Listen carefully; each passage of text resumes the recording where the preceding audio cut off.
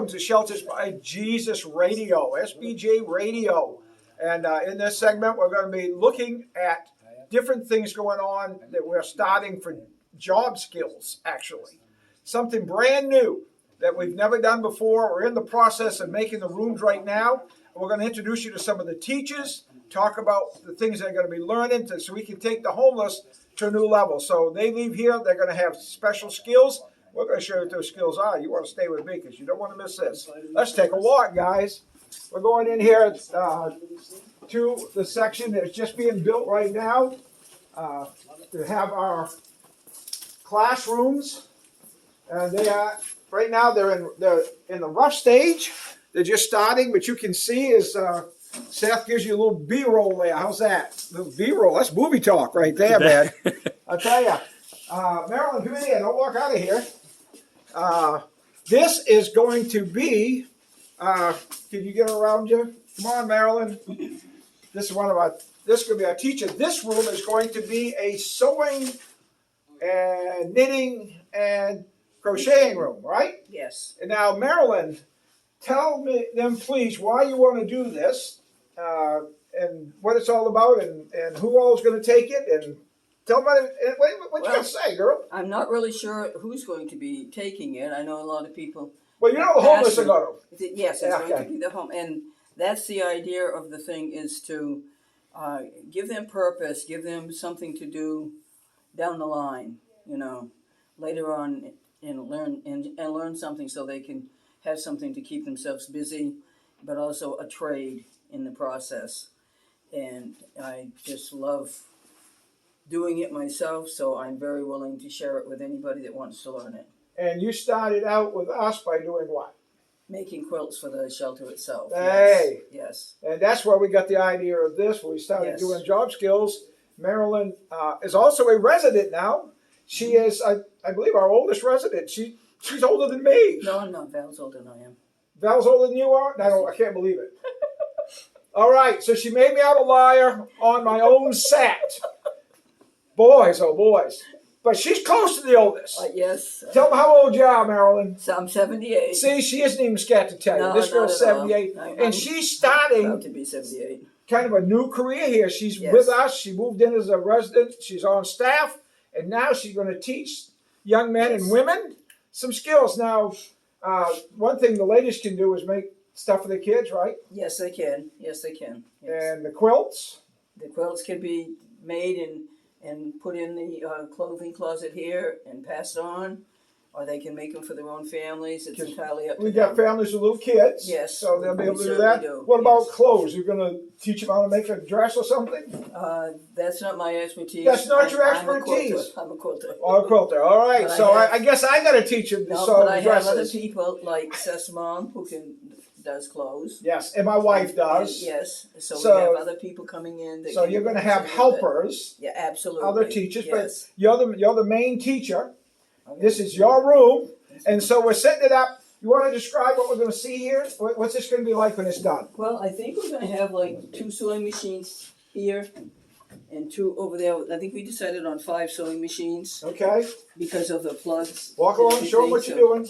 Yeah, and 2 here, 2 over there, and one over there. Okay. And mine itself will be set up in this corner. So you're going to have I have my own sewing machine. You're going to have your own sewing machine? In this corner, yes. And out there is going to be a place to cut stuff, right?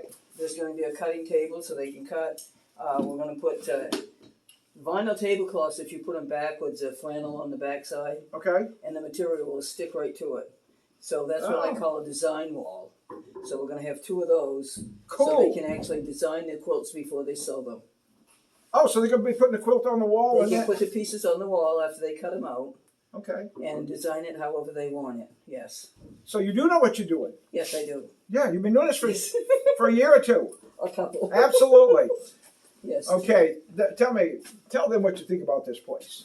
Look right at that camera and say, this is what I think about this place. What are you going to tell them? I actually love being here. It's an awesome place. The people are awesome. It's just a great place to be. I know a lot of people have a stigma for a homeless shelter. That's not what's here. This is a nice shelter. It's has security and everything, and it's just a great place to get your life back together again. Yes. Do you feel uncomfortable being with these homeless people? Absolutely not. Absolutely not. So, you want to tell them how you became homeless? I became homeless simply because, like a lot of other people, rent was going up, and I couldn't afford it, and I just needed a place to go and didn't know where I was going to go, what I was going to do, and my pastor helped me get up here. There was another pastor.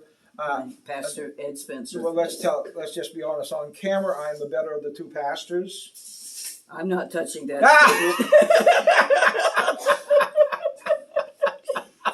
That's for you, Pastor Ed, as you're watching this. She come up from North Monmouth. That Yes. pastor's on my board. That's why we're talking like this. Yes, he can pick on him. Yes. Yeah. So, But, do you feel uncomfortable with these people? not at all. Not at all. Not at all. I feel right at home. Okay. Now, These are my new brothers and sisters. Now people out there think you become homeless because of drugs, only alcohol, all these bad things. No. So, how was you a drug dealer when you come here? Well, if I was, I wouldn't tell you. But no, I was not. You were. All you need to be homeless is not have a place to live. There you go, darling. And You know? that's it, because rent is so ridiculous nowadays. Yeah. There's a lot of people that just can't afford to live. What would you say to people that are watching this and going, we're hearing on the news that people like in Lewiston, the city, they've got a law where they drive them out of town. They're not allowed in town during the nighttime. They're driven out, so they're living out. What would you say to them as they look at these people, kind of like feral animals and not people? What would you have to say about that? I would say it's not fair. I would say that we need more churches to step up and take a hold and help these people out. I love it. All right. Thank you, Marilyn. You're welcome. So this is one of our classes, and you've met one of our teachers. She's fresh out of the nursing home. Just kidding. All right, we're on. Shot me to be headed there. Shut up, there. All right, let's take a look at another. We're going to talk about another classroom. What we're going to be doing, Sean. Yes, sir. We're gonna look. You're gonna tell them about what your classroom Oh, looks sure. like, what you're gonna be teaching, the So, possibilities of what you're teaching. sure. Actually, you're holding some tools right now because you're working on it. I So, am. describe your classroom. Well, I was a general contractor for a long time, and I still do a lot of services such as that, mostly carpentry. So, the carpentry is kind of my strong suit. Okay. The carpentry classes that we'll have here not only is great for beginners, but if people who have been doing it for a while that want to learn more skills. So And you are actually a master carpenter. Am I wrong? No, you are not wrong. Okay, you're a certified carpenter. Certified carpenter. Yes. And at one time, you were building weird stuff. Yeah, so I've built tiny homes all over the country, Okay. but I've built everything from multi-million-dollar homes to bus conversions. And bus conversions would be what? It's essentially an RV made out of a bus. You can travel all over the world, all over the United States, North America, South America. We have a lot of people that do that. So some of the skills that some of these guys can be learning, if they left here and they wanted to help with a tiny home or a bus or something, Oh, sure. would they have the skill? They would have. Are you going to teach them the basic skills to do that? I'll teach them how to use literally every tool that you're going to need to start doing carpentry. And then if you already got those skills, we'll work on fine-tuning those and giving you the ability to apply them more readily. So now you're one of our staff members, I am. and but you didn't come here as a staff member. No. Nobody does. The No. only ones that Seth came as my chief of staff. He was the only guy that wasn't homeless besides myself. The only staff that wasn't homeless. Sure. So how did you find this before? Not how did you find our building, but how did you find the situation when you arrived here? What did it feel like? What did it seem like? What did it look like? How did you feel about stuff and that kind of stuff? Well, I came here originally out of jail. I was in jail for a while and got out of jail and found myself in a pretty tough situation. I'm not from this area originally. I have nobody around here. So where are you from originally? Originally from Pennsylvania. I'm sorry. Yeah.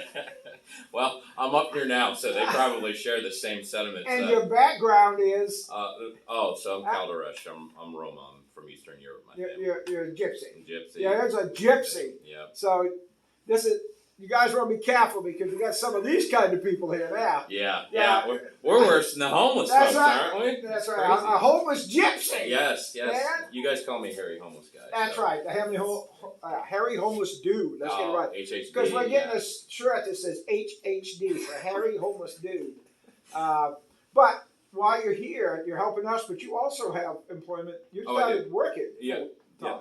So I have a friend named Brian that I'm doing some work with right now, but I do everything from tiling to plumbing, you name it, anything. I was a general contractor, so anything that you have in a home, that's what I do. So there's a lot of need for that in this area.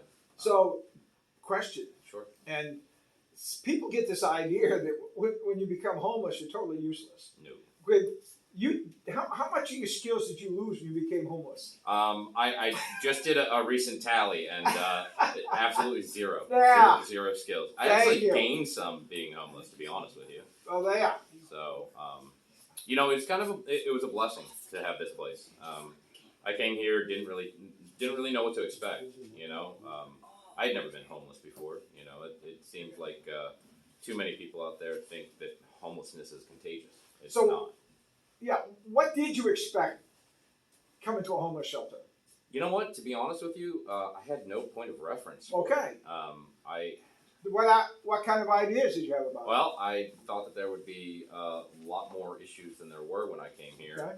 I've seen other homeless shelters in my travels. I mean, I've been across the whole United States. So I've seen homeless shelters and I've Yep. seen the homeless population throughout the United States.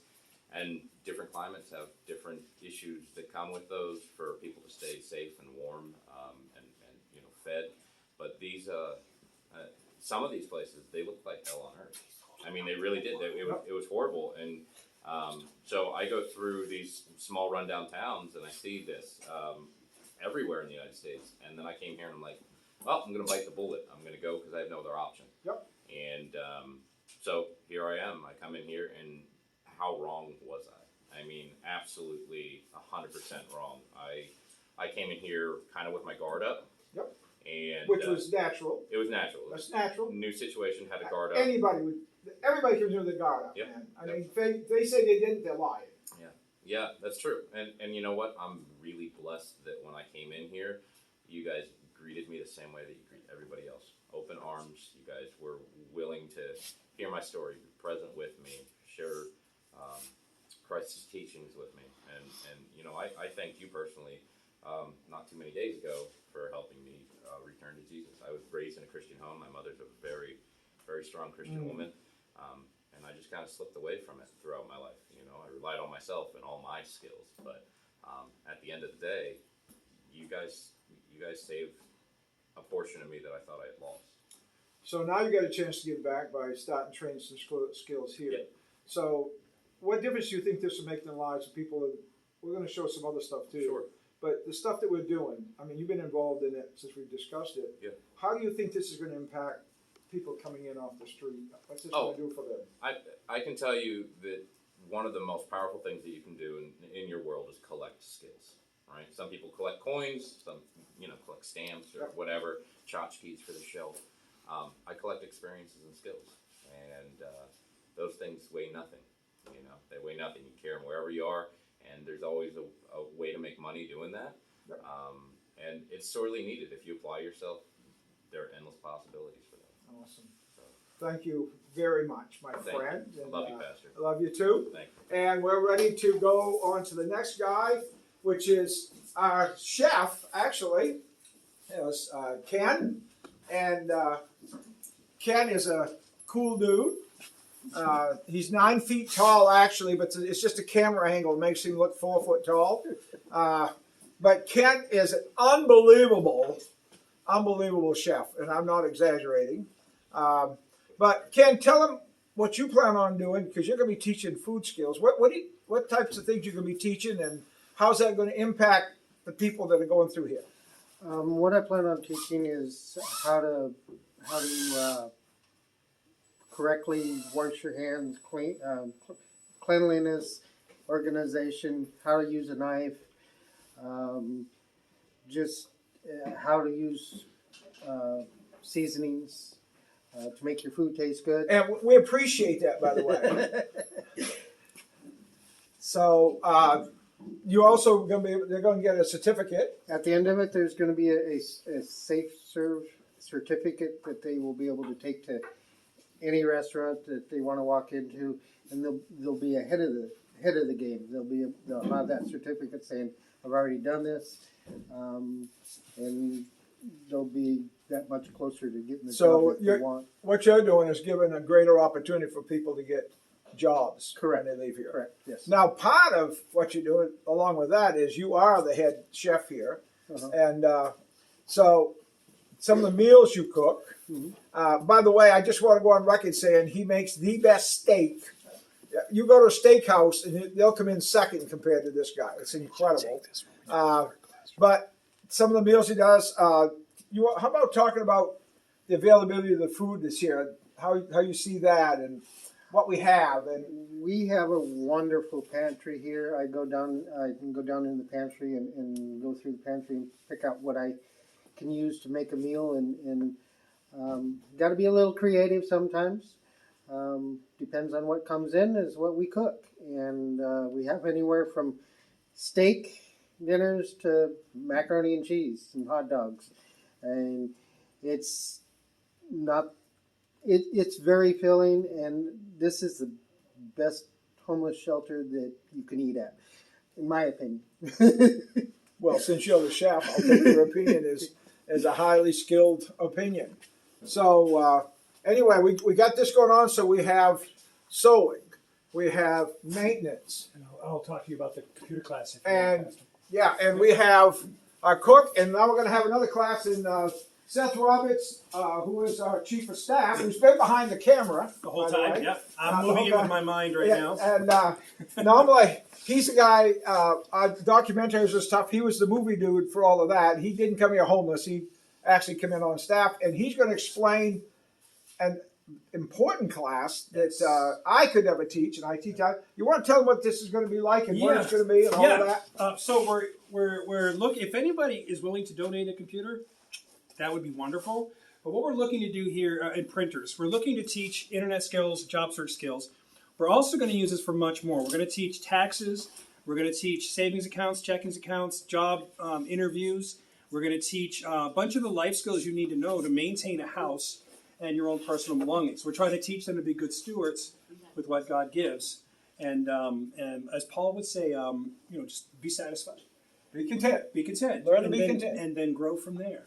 But this is meant to give them a stable platform to start on and then grow from there. So all of these things are available to everybody that's going through here, men, Right. women, whatever. Even children. There's going to be children Yep. taking some of these classes. Yes. Correct. Yes, and not the construction class. And one thing Sean didn't mention is we're going to be teaching them basic electricity and basic plumbing too, Right. so they can fix their own stuff at home. Which is, But- man, you get an apartment when they leave here. Yeah. And some of those apartments need a little help at times. Need a little and help, they ain't a little love. running in and Yep. doing it. It's nice to have them skills. Yes. And Yes. So the children can take part in the craft section. Obviously not the power tool section. Correct. And then the life skills, they can absolutely jump in and be a part of that too. Now, my wife learned, I think she started sewing, she was like 7 or 8 years old, something like that. Yes. Yeah. So they're going to be able to learn how to use a sewing machine. Am I correct? Everything. They So- can learn to knit. They can learn to sew. My daughter's big into making costumes, so she wants to come in here and learn how to do it herself. So This stuff is cool, man. Yeah. Yeah. So, how are we doing on time, sir, since you're the one running this? we are just about ready to wrap up. Okay, then I want to do one more thing. Yes, sir. I want to pull Chris around here. Oh boy. Are you sure? 2 seconds. Are you sure? Come on, Chris. I don't know about that. Okay, what? Yep. You guys are buddies. You can stand Yep, beside okay. me. These are buddies. Yep. Why I want to bring Chris here? They're here because of alcohol. They're here because of drugs. They're here because they're illiterate. They're here. Chris is here with his son and daughter, and tell them why you're here. Well, I started here because I was directed to you because I'd lost my path with God. Yep. And this ministry saved me. I wasn't homeless. I just needed the direction. But the homeless folks here saved me and taught me what it meant to appreciate what I had. But as of recent, I found myself a resident. My family and I suffered a kitchen fire at the beginning of December, shortly before Christmas. And Pastor Barry, Seth, and everybody here welcomed us with open arms, and we're here now. So, do you understand what this can happen? He's here with his kids because he had a fire in his house, all right? There's not one person living anywhere that this can't happen to, Amen. right? Amen. Amen. It's not based on how smart you are, how sharp you are, how much money you got. Unless you're really rich, you just go from one place to the other. But if you're an everyday working Joe, like Chris here, who happens to be your chef too. I was, yeah. I had a restaurant. I sold it because the economy was terrible. But Yeah, but I'm saying he has tremendous skills. Now, did you lose your skills when you came here a few days ago? no, I Didn't lose them? No, That's amazing. In fact, I keep using them. There you go, man. I tell you what, I challenge anybody to come and spend a day with us. If you've heard all kinds of rumors about what these people are like, come and see for yourself and meet them. And I'll promise you, I'll guarantee you that by the time you leave, you're going to go, there's no difference between them and my neighbor. Amen. There's no difference between them and my family. That's right. That's why I wanted Chris to come out, because he just got here, and that's what happened to him could happen to any one of us at any time. You know, if you're living in a place, he's a renter, so any of us can have a fire in a house. We got people out there that are homeless because of fires. Now, if you're in Lewiston and that happened, come nighttime, you and your family got to leave because, man, you can't have people like you hanging around even though you owned your business. You know, all of this, that don't matter because now you got the label big homeless stuck right here, the unhoused. So I want you to understand, But, folks, be Pastor, careful don't worry. what you're saying about these people. Don't worry, they'll take care of my dogs for me, though. Okay, your dogs, that's right, because they're building dog shelters. That's right. Just not human shelters. So I guess we're signing off in this segment. Thank you so much for tuning in to Shelters by Jesus. We're on sheltersbyjesus.com. That's our website. Learn all about us. You'll hear some of these stories. You can get my books on there, Sheltered by Jesus. Were written by me, the dumb hick from Skowhegan. They're in Hickanese. And they are $10 or free. We want to put them in your hands because we want to minister to you. All right? We really do. All you got to do is send us your address, your name, your address. You can do it by going on this website and just put on there, this is my name and address. Would you send me books 1, 2, 3, 4, whatever? And you'll see on our page what they are. And you can call the shelter at 207-474-8833. Or if you want to write us a letter and put something in there, it's 12 McClellan Street, McClellan, McClellan Street. And you'll see that on our website anyway. Skowhegan, Maine, 04976. And if you want to support us, $9 a month. $9 a month. If you go on there, and you're going to get somebody off the street. And all this stuff you're seeing taking place is happening because a lot of people, God has moved to give us $9 a month. Some, many $9, but $9 a month. So we encourage you to do that. Thanks for listening. Watch our next podcast. We're going to keep coming and bringing these kinds of things at you. I hope you enjoyed it. We sure love bringing it to you. Be God blessed.